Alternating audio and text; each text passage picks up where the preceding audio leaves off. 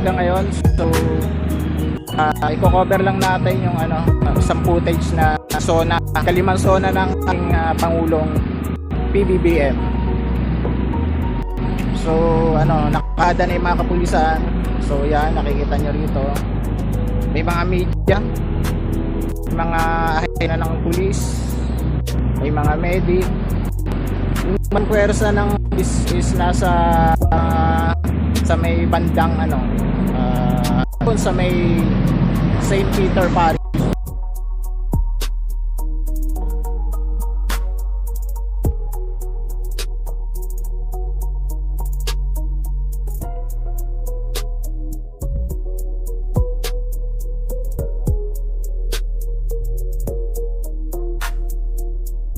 AM pa lang, so normal pa siya.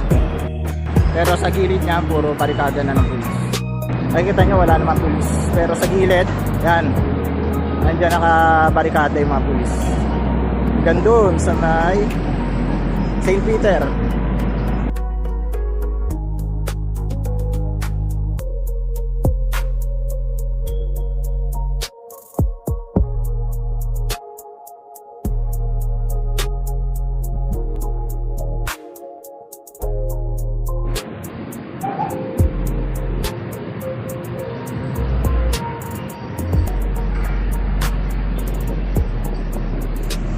As of 10 AM, dito tayo sa may Sandigan Bayan.